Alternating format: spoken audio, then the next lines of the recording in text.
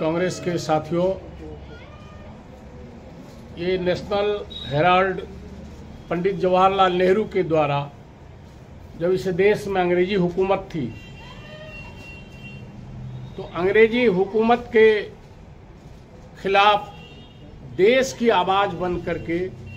एक प्रेस, एक मीडिया के रूप में, एक अखबार के रूप में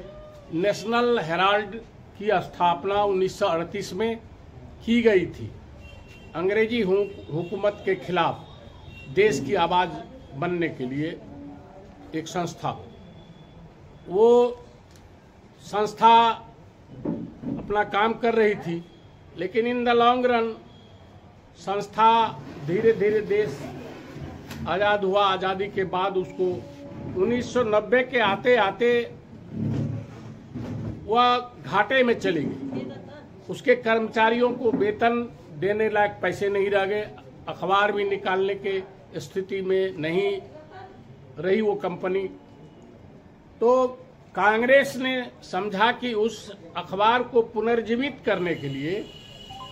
1990 में कांग्रेस ने 90 करोड़ रुपया उसको दे करके एक एसेट के तौर पर फिर से उसको पुनर्जीवित किया,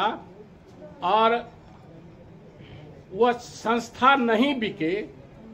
वह संपत्ति परिसंपत्ति, यदि वो कांग्रेस की ये इच्छा रहती कि ये नेहरू जी के द्वारा स्थापित था तो इसको बेच के फिर अपना वापस ले ले, बंदरबाट कर ले, ऐसा कभी सोच नहीं रहा।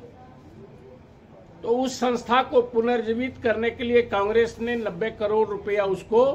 दिया, लेकिन देने के साथ ही क्या हुआ कि एक यंग इंडिया नाम की company no loss no profit पर स्थापित की गई 2010 में, और उसमें वो ट्रांसफर किया गया उसको। उसकी एक कमेटी बनी जिसमें गांधी परिवार के लोग और मोतीलाल बोरा जो थे वो सारे लोग सदस्य हुए थे। तो कांग्रेस की कभी यही आस्कर फर्नांडिस, तो उसमें आस्कर फर्नांडिस, मोतीलाल बोरा, ये सारे लोग तो एक्सपायर कर गए। तो बाकी जो हमारे कांग्रेस परिवार के लोग जो सदस्य थे वो सब लोग उस यंग इंडिया कंपनी को सहयोग दिया करते थे, उससे कई प्रॉफिट लेने के पक्ष में नहीं। वो चूंकि यंग इंडिया एक कंपनी जो बनाई गई वो नॉन प्रॉफिटेबल एक एसेट के तौर पर, और उसी को जब वह ये 2014 में मोदी जी की सरकार बनी तो उस चूंकि वो जो था कांग्रेस मैंडेट अखबार थी, तो उस अखबार को बंद कराने के लिए, उस यंग इंडिया को समाप्त करने के लिए एक निशाना बना गया, और यंग इंडिया के द्वारा संचालित वो नेशनल हेराल्ड के ऊपर मुकदमा दर्ज किया गया 2014 में जब ये मुकदमा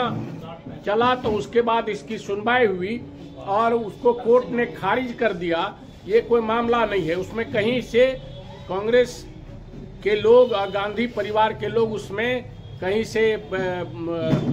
मनी लॉन्ड्रिंग की बात नहीं आती है, चूंकि वो नो लॉस नो प्रॉफिट पर ये चल रही थी। उसके बाद ये बंद हो गया वो केस। बंद होने के बाद जब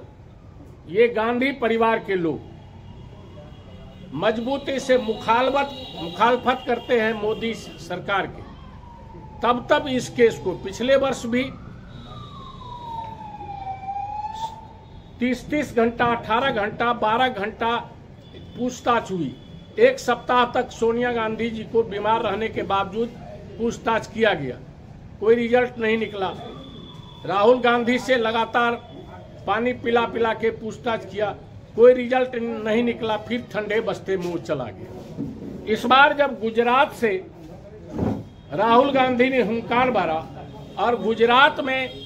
एक बहुत बड़ा कार्यक्रम, राष्ट्रीय स्तर के लोग वहां पहुंचे और गुजरात से हराने की योजना जब बनी, तभी फिर से ईडी को, चूंकि जो ईडी, सीबीआई ये सब मोदी सरकार और बीजेपी का एक तोता के रूप में काम करता है। इन लोगों को कहीं तुरंत एक साथ जो है कई जगहों पर भेज करके छापामारी करना, पूछताछ करना, केस दर्ज करना। तो गुजरात में चूंकि राहुल गांधी, खड़गे साहब और देश के कांग्रेस के नेता वहां पर लड़ाई की शुरुआत किए, इसीलिए उसके खिलाफ, राहुल गांधी और सोनिया जी के खिलाफ चार्जशीट दर्ज किया गया कि इस सबको, देश को हम दिखा सके जिस तरह से 2G एक्सपेक्टर में, कोल घोटाला में जबरदस्ती उसको केस लाद के मनमोहन सिंह सरकार को बदनाम करने के लिए जिस तरह से किया गया था, वही मात्र एक षड्यंत्र है। ये चलेगा नहीं, इससे कुछ होना जाना नहीं है। और राहुल गांधी को जिस दिन इस मामले में मुकदमा जो दर्ज किया, चार्जशीट जो दर्ज किया, उसको गिरफ्तार जिस दिन कर लेगा, देश में बहुत बड़ी क्रांति होगी और उससे हम लोगों को ही फायदा होगा। पूरा देश के जनमानस को ये जानकारी मिल जाएगी। तो इसलिए ये ब्रीफ जो किए हैं, इस बात को आप गांव में चर्चा करिए कि कहां से मनी लॉन्ड्रिंग का मामला कहां से खड़ा होता। उसमें से गांधी जी, राहुल गांधी तो कभी पैसा निकाल नहीं लिया, सोनिया गांधी तो उससे प्रॉफिट नहीं लिया। तो मनी लॉन्ड्रिंग या कहीं से पैसा लेन देन का कारोबार होता तो मनी लॉन्ड्रिंग होता। ये 2000 करोड़ का, जिसमें अरबों खरबों की संपत्ति इस कांग्रेस को मोतीलाल नेहरू ने अपना दिया, आनंद भवन दिया, इस देश के लिए अपना प्राण की आहुति दिया, त्याग समर्पण का प्रतीक वो गांधी परिवार, जिसको सिर्फ वही अख्तियार करके रास्ता, जो जिस तरह से मनमोहन सिंह सरकार को देश में पब्लिक के नजर में गिराने का काम किया और बाद में सुप्रीम कोर्ट से वो कोई सबूत नहीं मिले और फिर सारे लोग बरी हो गए, उसी तरह से ये बदनाम करने का एक षड्यंत्र, एक साजिश इस देश में किया कि लोग समझे कि ये राहुल गांधी और सोनिया गांधी या गांधी परिवार ये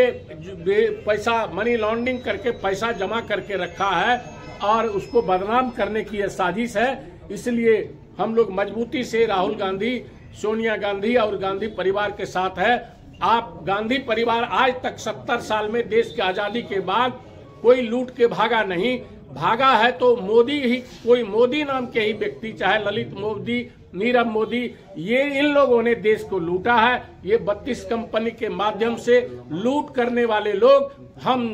गांधी जैसे परिवार के, महात्मा गांधी के रूप में एक दूसरा गांधी जो राहुल गांधी आज देश में है, निर्भीक होकर देश की लड़ाई लड़ता है, तो ये बदनाम करने की मात्र साजिश है। यही कारण है कि आज देश में ये चार्जशीट दर्ज करके कांग्रेस को बदनाम करे,